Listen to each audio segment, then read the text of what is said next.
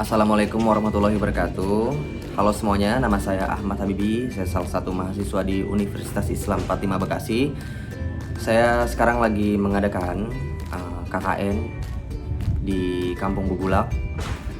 Saya adalah kelompok 29 KKN tahun 2022. Dan ini adalah beberapa dokumentasi saya tentang KKN saya. Beberapa dokumentasi saya buat vlog dan juga beberapa deskripsi yang saya akan ceritakan.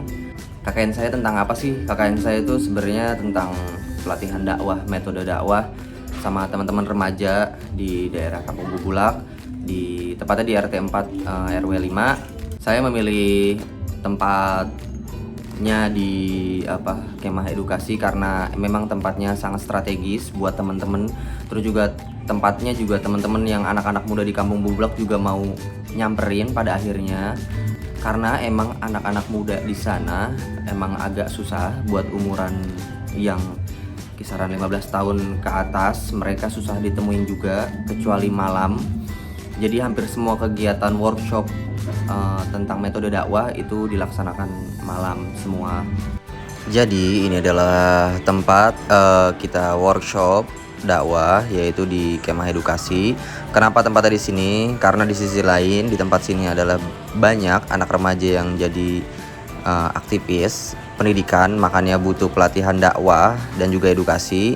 Terus juga dekat dengan Kampung Bubulak, maka dari itu tempat ini sangat strategis untuk mengadakan workshop dakwah ini.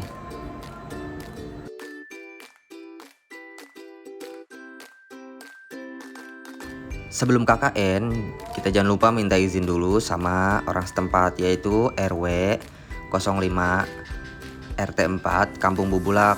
Nah, Bapak Taufik ini selaku RW memperizinkan kita untuk mengisi workshop juga di kampungnya, terutama targetnya yaitu anak-anak remaja untuk pelatihan dakwah, serta juga webinar yang akan di-share linknya ke grup Karang Taruna RW 05.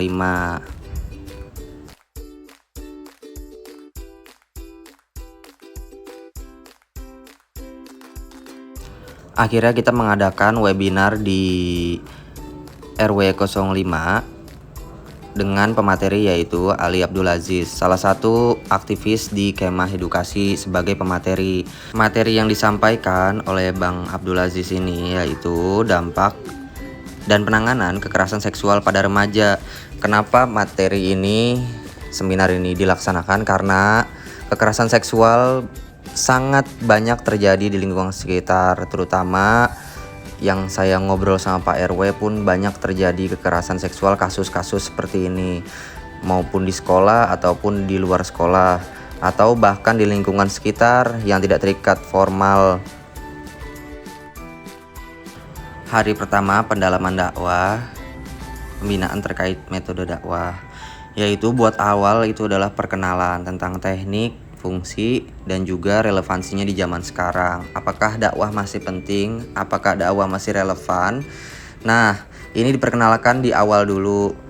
Titik poinnya sebenarnya menekankan bagaimana cara fungsi dakwah dalam masyarakat, dalam pengajaran, dalam memberitahu sesuatu kepada orang lain dengan cara yang baik, terutama dengan basic agama. Metode workshop pun digunakan dengan pendekatan yang sangat sederhana hingga teman-teman peserta pun enak untuk bertanya dan juga berdiskusi tentang dakwah ini. Hari kedua workshop yaitu pelaksanaan praktik dan juga metode dakwah oleh Saudara Solihin. Kenapa saya memilih pemateri yaitu Saudara Solihin? Karena Saudara Solihin ini salah satu aktivis di kemah edukasi juga. Jadi kegiatan beliau adalah mengisi dakwah yaitu secara milenial kepada anak-anak muda, anak-anak yang lebih muda. Hingga menurut saya pemateri seperti Saudara Solihin ini sangat berkompeten dan dibutuhkan dalam ranah remaja dalam pendidikan dan metode dakwah seperti ini. Gaya yang milenial dengan pengajaran yang asik itu adalah dakwah yang menurut saya adalah hal yang paling sempurna, dengan metode-metode pendekatan yang persuasif dan juga individual, serta aktif, dan yang paling saya senang yaitu kreatif yang ditimbulkan dari efek dakwah tersebut.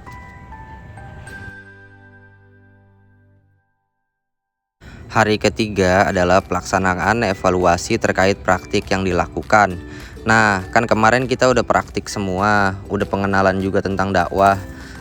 Begitupun teman-teman sudah maju satu persatu. Maka dari itu, di hari ketiga ini adanya evaluasi tentang dakwah. Bagaimana evaluasinya, tujuannya, dan juga hasilnya yang ingin diterapkan oleh para remaja di Kampung Bubulak ini. Hasil pencapaian dari program KKN yang saya lakukan di RT 4 RW 5 Kampung Bubulak, yang pertama adalah remaja di sekitar paham akan bagaimana cara berdakwah dan belajar untuk cara berbicara dengan baik dan benar. Sisi lainnya, public speaking yang diasah akan membuat mereka paham dan berani untuk berbicara. Dan yang paling penting, menghasilkan dakwahnya yaitu hal yang edukatif serta menuju hal yang kreatif. Jadi dakwah tidak membosankan. Dan yang kedua, dapat mengisi waktu luang para remaja di sekitar dengan lebih bermanfaat, yaitu salah satunya pengajaran kepada anak-anak, karena dakwah ini sangat berguna untuk menyampaikan sesuatu. Jadi sisi lain, remaja punya soft skill yang bisa mereka manfaatkan. Dan yang ketiga, yaitu dapat memberi edukasi bagaimana dampak pencegahan kekerasan seksual kepada masyarakat umum. Karena menurut saya 3 poin ini dari KKN ini sudah bulat dan kuat.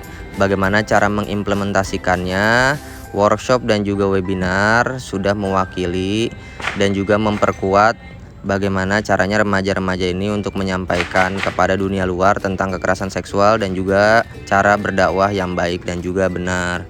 Dan itu saja laporan KKN dari saya. Semoga workshop dakwah dan juga webinar telah mewakilkan dan juga bisa membuat teman-teman di luar sana bisa menggunakan soft skill berdakwahnya dan juga paham akan kekerasan seksual yang berbahaya bagi generasi ini. Dan semoga teman-teman paham tentang masalah penyuluhan kekerasan seksual dan bagaimana cara mengatasinya, terutama teman-teman yang kemarin ikut workshop dakwah yang menarik adalah hal yang edukatif dan juga kreatif. Semoga teman-teman di luar sana bisa mengimplementasikan dakwah tersebut kepada masyarakat. Itu saja dari saya, kurang lebihnya mohon maaf. Wabillahi taufiq wal hidayah. Wassalamualaikum warahmatullahi wabarakatuh.